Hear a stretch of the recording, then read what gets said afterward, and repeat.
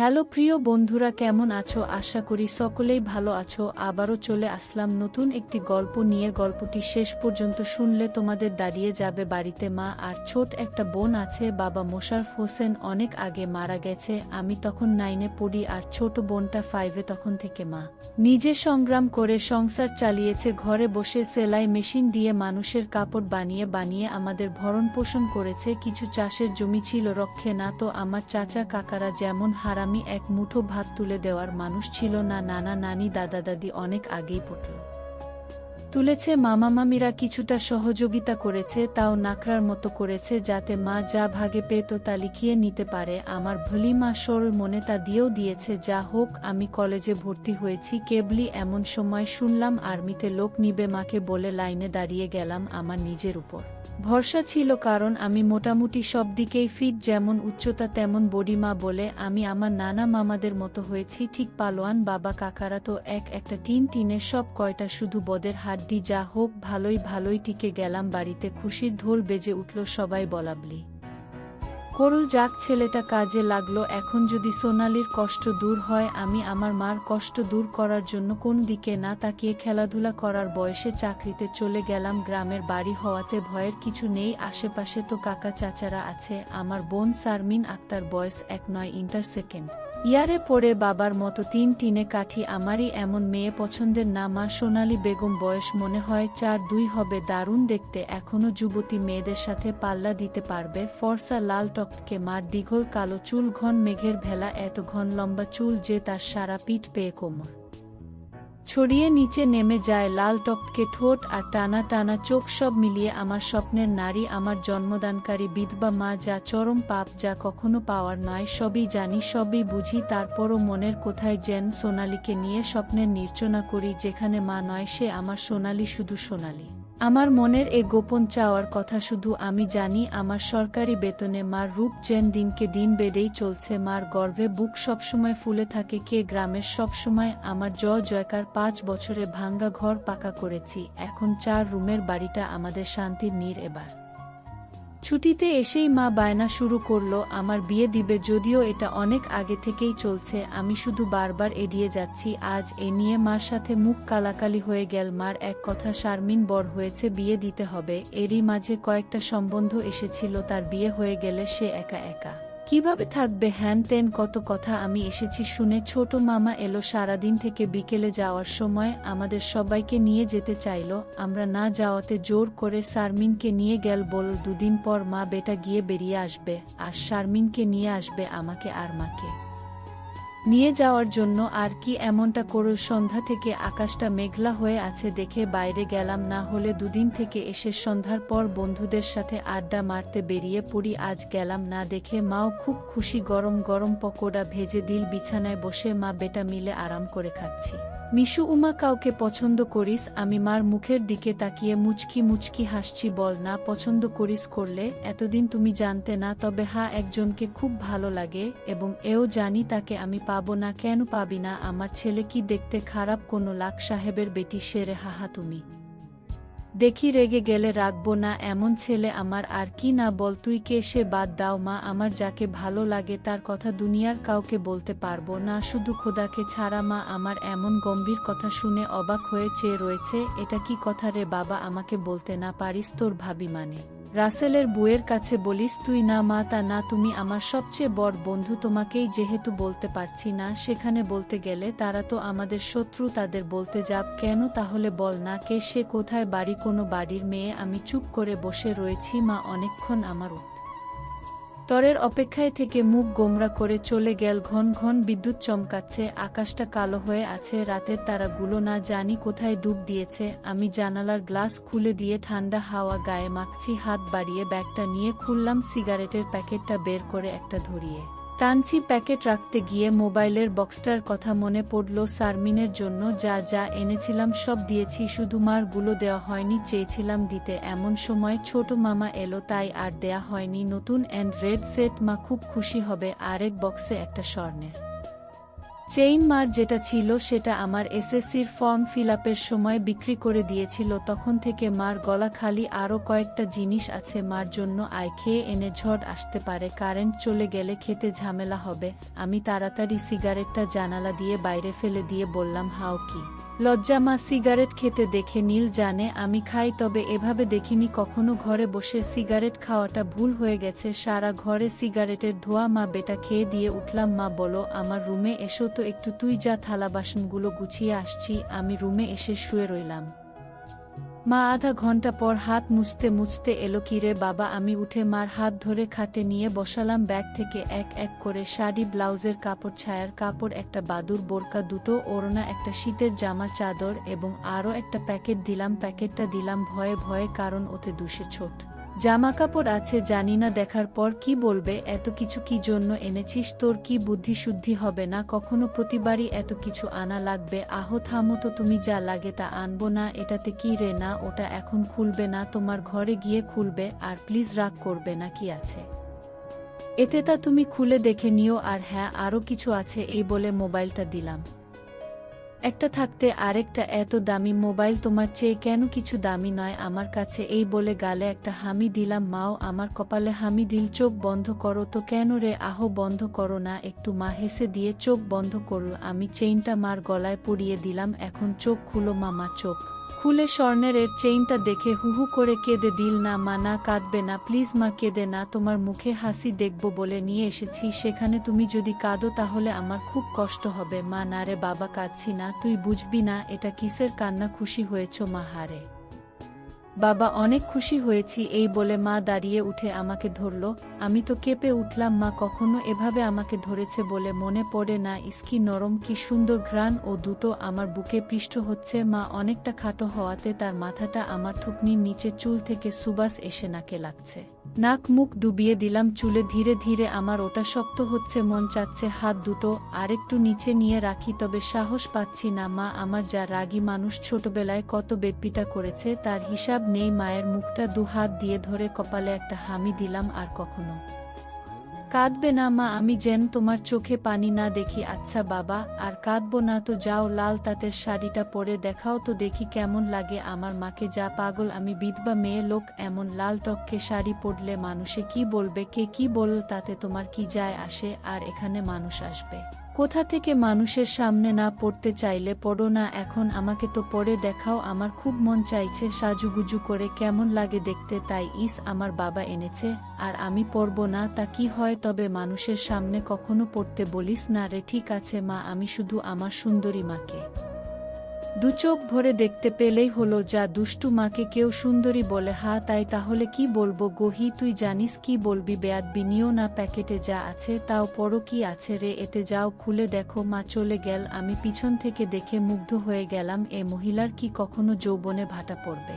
না? প্রায় 1-5 মিনিট পরে মা এলো। অসম্ভব এক কাকে দেখছি আমি। এতদিন এক পেরে শাড়িতে যে মাকে দেখেছি তার সাথে এই মহিলার কেন মিল নেই? কি সুন্দর, অতুলনীয়, গর্জিয়াস, মার্ভেলাস। যতই উপমা দিই না কেন কম পড়ে যাবে। মা দরজার কাছে দাঁড়িয়ে আছে, আমি বিছানার পাশে হা করে দাঁড়িয়ে আছি। মা ভীষণ মায়াবী করে হেসে চোখে ভ্রুর উঠানামা করে জানতে চাইলে কি কেমন। আমি ধীরে ধীরে মার সামনে গিয়ে দাঁড়ালাম। কিরে কেমন হয়েছে ডায়েন? মা খুব সুন্দর মনে হচ্ছে এঞ্জেল। যা দুষ্টু, মাকে এমন কমপ্লিমেন্ট দিতে হয়? আমার 10 পাস মা যে এমন কথাও বলতে পারে জানা ছিল না। শরীমা বলে হাত ধরে বিছানায় নিয়ে বসালাম। আমি নিচে বসে মার কোলে মাথা রাখলাম। তুমি সব সময় এমন ভাবে থাকতে পারো না মা। মা আমার মাথায় চুলে হাত বুলিয়ে দিয়ে, কি পাগলের মতো বলছিস? মানুষে দেখলে কি বলবে? তাহলে বলো, আমি যে কয়দিন থাকবো সে কয় দিন এমন করে সেজে থাকবে কেন রে? আমার খুব ভালো লাগে। মাহির কি পাগল? আচ্ছা থাকবনি।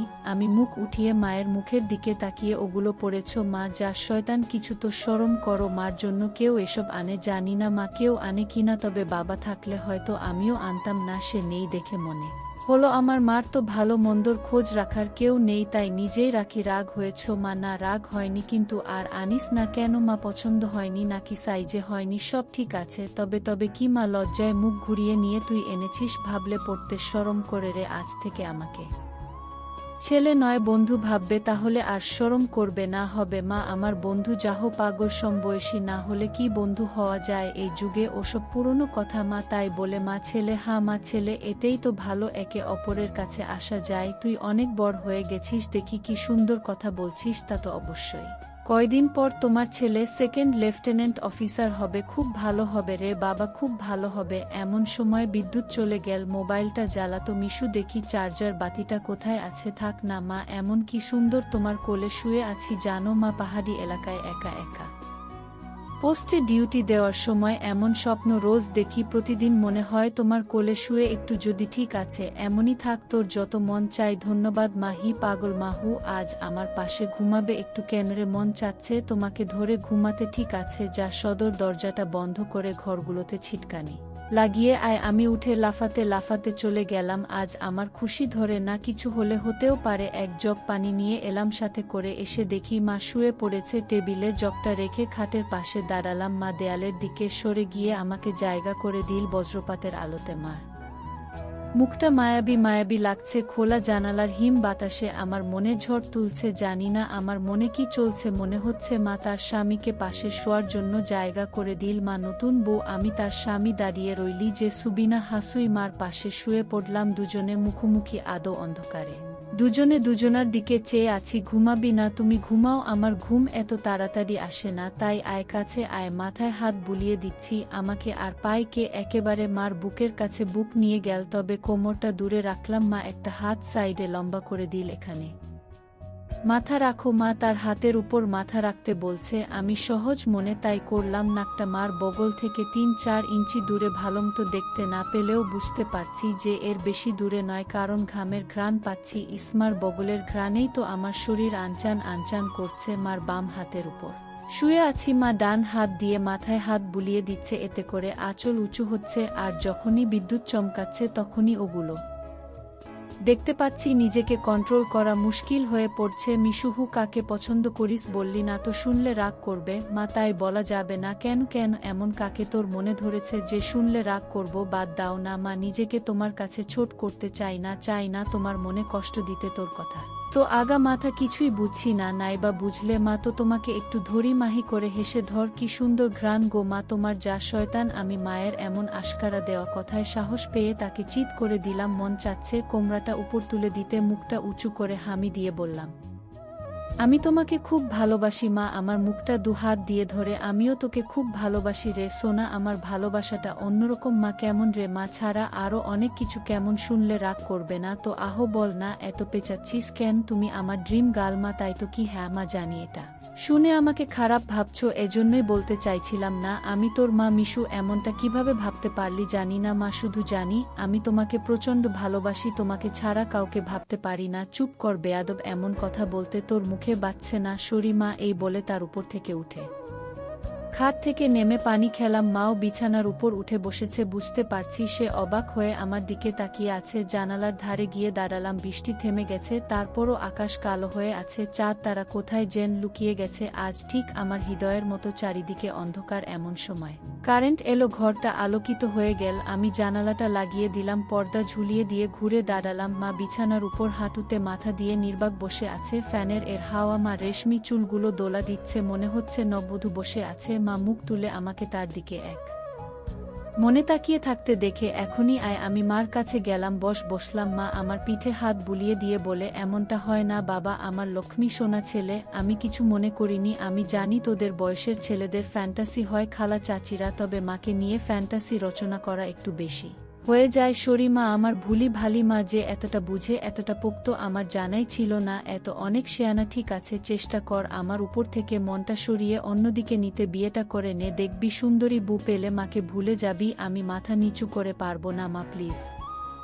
নিজের সাথে অনেক লড়াই করেছি আমি ক্লান্ত মা কিছুতেই তোমাকে মন থেকে সরাতে পারি না কেন রেখি এমন পাস আমার মাঝে আমি মুখ তুলে মার মুখের দিকে তাকিয়ে জানি না না মা শুধু জানি তুমি আমার সব তোমার কথা চিন্তা করলেই আমার কি তোর পাগল হয়ে যায় মা মুচকি হেসে ও কিছু না, নিষিদ্ধ জিনিসের প্রতি টান একটু বেশি হয়। আমি তো বুড়ি হয়ে গেছি, তুই যেমনটা ভাবিস তেমনটা আমি আর নেই। মার এমন কথা শুনে আমি কেঁপে উঠলাম। মা কি ইশারায় আমাকে বুঝালো যে তার জিনিসপত্র আর আগের মতো নেই, দেখলে আমার পছন্দ হবে না। দেখ বাবা, এক একজনের এক একজনকে ভালো লাগে, তাই বলে কি তাকেই নিজের করে পেতে হবে এমন কেন কথা আছে? অন্য কেন মা হলে এসব কথা শোনার সাথে সাথে চিৎকার চেঁচামেচি করে বাড়ি মাথায় তুলতো। আমি কিন্তু তা করছি না, কারণ তুই আমার একমাত্র ছেলে। নারী ছেঁড়া বাঁধন, তোকে আমি অনেক ভালোবাসি, তাই বলছি আমার ভালোবাসার মর্যাদা রাখতে বিয়ে করে নে বাবা। দেখবি ধীরে ধীরে আমার থেকে মন বোমার দিকে চলে গেছে। ধন্যবাদ মা, তুমি আমার কথা মন দিয়ে শুনেছ এবং যুক্তি দিয়ে ভালো মন্দের বিচার করেছ বলে। তবে লজ্জা না করে বলছি মা, এর আগেও আমি দু একটা মেয়ের সাথে মিশেছি, তারা শুধু সুখ পেয়েছে আমার কাছে, আদর ভালোবাসা একটু উপায়নি আমার কাছ থেকে। এমনকি আমার নিজেরও হয় না যতক্ষণ চোখ বন্ধ করে তোমাকে না ভাবি। যখন সেসব মেয়েদের জায়গায় তোমাকে কল্পনা করি, তখন আমি আর নিজের মাঝে থাকি না, সুখের সাগরে ভেসে যায়। কেবলমাত্র তখনই হয় আমার তুই তো অনেক দূর এগিয়ে গেছিস। তাহলে আমি অনেক আগে থেকেই বুঝতে পেরেছিলাম যে আর চোখে লুকিয়ে লুকিয়ে আমাকে দেখিস। ভাবতাম শয়তান ছেলেপুলে, আর একটু বড় হলে সমবয়সী মেয়েদের সাথে মিশলে ঠিক হয়ে যাবে, কিন্তু এখন দেখছি তা না। তোর দেখি বয়স্ক মহিলাদের ভালো লাগে। এতক্ষণ মার সাথে এত খোলামেলা কথা বলতে পেরে নিজেকে অনেক হালকা লাগছে। সাহস করে মাকে ধরে শুইয়ে দিলাম। মা চুলে হাত বুলিয়ে দিচ্ছে। আমি তাহলে কি করব মা? সেটাই তো ভাবছি। যেটাই ভাবো মা, আমার মতো পরিবর্তন হবে না। মানে কি? মানেটা তুমি ভালো করেই জানো। মার কণ্ঠে এবার সত্যি সত্যি রাগের আওয়াজ পেলাম। তাই বলে সারা জীবন বিয়ে করবি না নাকি? ছেলে হয়ে মাকে বিয়ে করতে চাস? মা যে এমন কথা ঠাস করে বলে বসতে পারে তা আমি চিন্তাই করিনি। আমি বললাম, বিয়ে না করতে পারলেও তো তুমি আমার হতে পারো। এটা কি মা বাড়ির আবদার নাকি? ছি ছি মিশু, এমনটা বলতে তোর মুখে বাঁধল না? তাহলে সারা জীবন ছেলেকে এভাবেই দেখতে পাবে। মা, তোমার এই মিশু কখনো বিয়ে করবে না। মার চোখে জল টলমল করছে। আমি হাত দিয়ে তা মুছিয়ে দিলাম। আমি তো এমন কিছু করিনি মা। তাহলে তুমি কাঁদছো কেন? আমরা দুজন জাস্ট আলাপ করছি মা। অনেক, এখন চুপ থেকে শুন বাবা। লজ্জা শর্মে মাথা খেয়ে বলছি, তোর কষ্ট আমি দেখতে পারবো না। আর বয়স্ক মহিলাদের কাপড় চোপড়ের উপর থেকেই কেবল ভালো লাগে, খুললে নয়। তুই যদি চাস তাহলে আমাকে সেভাবে একবার দেখে নে, তাও তুই মতো পরিবর্তন করো। তবে হ্যাঁ, শুধু দেখতে পাবি, কিছু করতে পারবি না। মার মুখে এমন কথা শুনে আমি আর দুনিয়াতে নেই। বল রাজি। আর যদি আমি দেখে আরও বেশি আকর্ষণ অনুভব করি, তাহলে আমি বলতে চেয়েছি যে আজ আমাকে দেখো। আর আগেও তো তুই অন্যদের দেখেছিস, তাহলেই তফাৎটা বুঝতে পারবি। আমার মনে হচ্ছে আমার মতো মার মনের ভিতরেও কিছু আছে, নয়তো দেখার কথা আমি তো কিছু বলিনি। মা নিজ থেকে দেখতে দিতে চাইছে যে রাজি। হ্যাঁ রাজি। যা বড় লাইটটা বন্ধ করে ছোট লাইটটা জ্বালিয়ে আয়। মনে মনে ভাবলাম, কি সৌভাগ্য, আজ তো আমার পোয়া 1-2 লেগে গেছে। নীল বাতিটা জ্বালিয়ে খাটের পাশে দাঁড়িয়ে রইলাম। মা উঠে দাঁড়ালো। ধন্যবাদ মা, আমার স্বপ্ন পূরণ করার জন্য। তোর জন্য আমি সব পারি রে। শুধু কথাদের সব দেখে নিয়ে মাকে ভুলে যাবি না তো? বা ভুল বুঝবি না তো? কি বলছো মা? তুমি আমার মা, আমার স্বপ্নের রানী, আমার ফ্যান্টাসির জগত সবকিছুই তুমি। তোমাকে ভুলে গেলে তো নিজেকেই ভুলে যাওয়া হয়। কথা দিলাম মা, জীবন থাকতে তোমার অবাধ্য হব না। ভুল বুঝা বা ভুলে যাওয়া তো দূরের কথা। আমি বললাম, কিছু মনে করো না মা, আমি কিছুই দেখতে পারবো। মা আমার চোখের দিকে তাকিয়ে, আমি তোর মা মিশু। হ্যাঁ মা, তুমি আমার মা এবং আমার স্বপ্নের রানীও। আমি পিছন দিকে গিয়ে শাড়ির আঁচলটা ফেলে দিলাম।